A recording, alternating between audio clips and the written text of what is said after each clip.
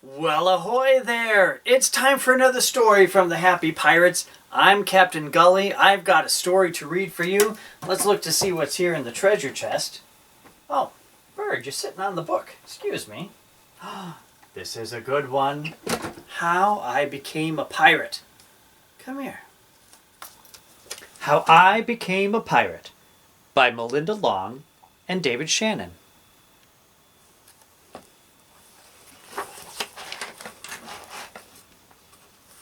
Pirates have green teeth, when they have any teeth at all. I know about pirates because one day, when I was at the beach building a sandcastle and minding my own business, a pirate ship sailed into view. I knew what it was because its flag had a skull and crossbones on it, and because I could hear the pirates singing, "Hey ho, blow the man down." They were a little off-key.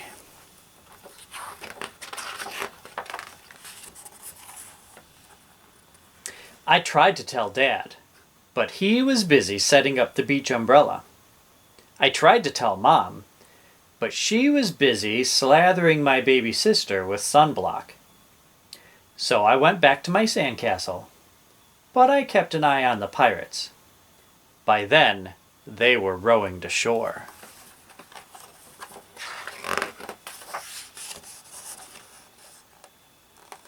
When they landed, the head pirate climbed out of the boat and yelled, "Ahoy thar, matey!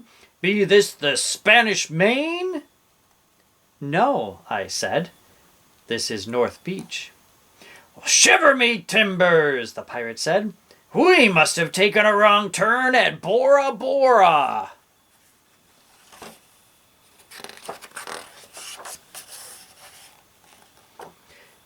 He walked around my sandcastle. He looked at the moat. Then he yelled back to his crew, "He's a digger, he is, and a good one to boot." "A good one to boot," the others agreed. "What be your name, matey?" the head pirate asked. "Jeremy Jacob, sir," I told him.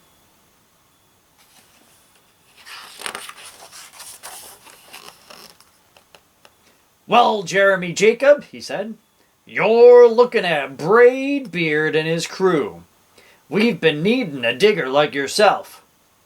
We've a chest of treasure to bury." "Aye, treasure!" the other shouted.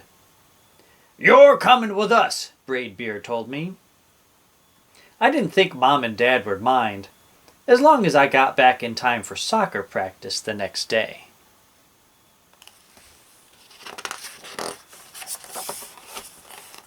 That's how I became a pirate.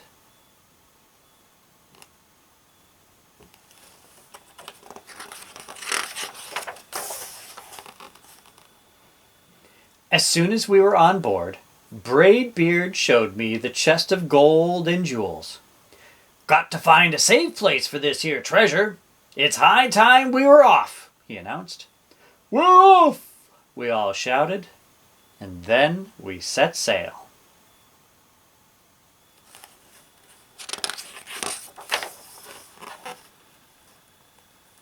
There was plenty to do on board. The pirates taught me to sing sea shanties. The louder, the better. And to say real pirate stuff like landlubber and scurvy dog.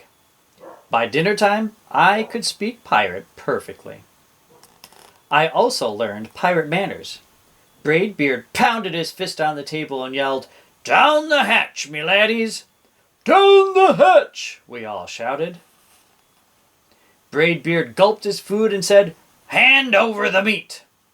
"The meat!" we all roared. Nobody told us to finish our spinach. There wasn't any.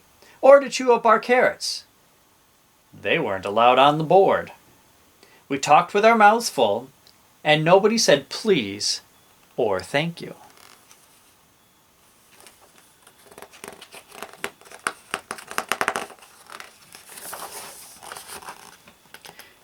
By now, it was past my bedtime.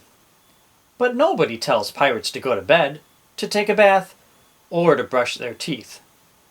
Maybe that's why their teeth are green. Pirates sleep with one eye open, just in case. And they don't change into pajamas, unless they want to. Pirates don't do anything they don't want to, except for maybe swabbing the decks. I wanted to be a pirate forever.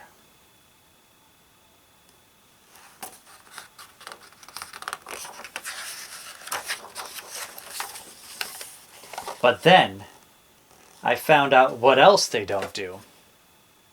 When I couldn't stay awake any longer, I asked Braidbeard to tuck me in and read me a story. "Tuck you in?" he bellowed. "Pirates don't tuck." "No tucking!" the crew cried.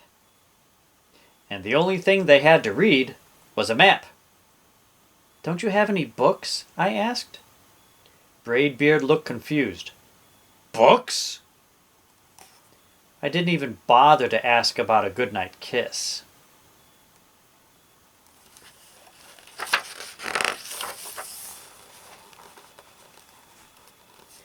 It wasn't easy to fall asleep without a story, but I was finally dozing off when a storm broke. Thunder boomed and lightning flashed. I tried to hide under the covers as waves slammed up against the ship, but I kept falling out of my hammock. I couldn't find anyone in the cabin. They were all on deck.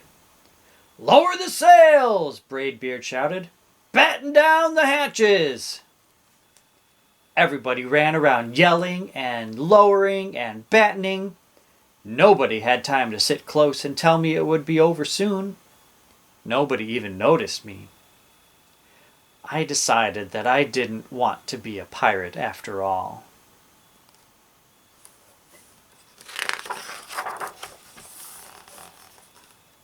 Just then, flash! Crash! Crack! Lightning hit the mast and split it right down the middle. "What do we do now?" yelled one of the pirates. "We'll have to turn back," called another. "But the treasure!" hollowed Braidbeard. "Well, where will we bury the treasure?" I stepped forward. "Maybe I can help," I shouted over the wind. "I think I know the perfect digging spot."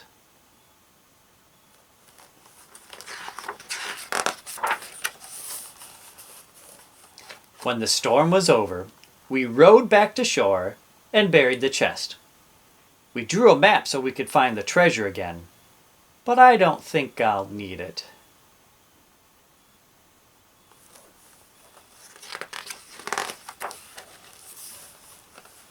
After that, the pirates repaired the ship and they got ready to set sail. Before they left, Braidbeard handed me a flag and said, "You make a fine pirate, Jeremy Jacob. Guard that treasure well. We'll be back to get it soon enough." "Soon enough," the crew repeated. "And if you ever need us," Braidbeard added, "just run the Jolly Roger up yonder pole." "Up yonder pole," the others shouted. And maybe I will, but not today.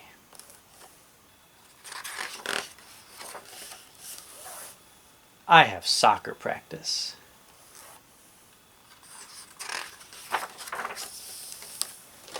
So that is the story called How I Became a Pirate. That was a good one. I'm going to put it back in here for safekeeping, because that story is a treasure. Join me next time. Ahoy!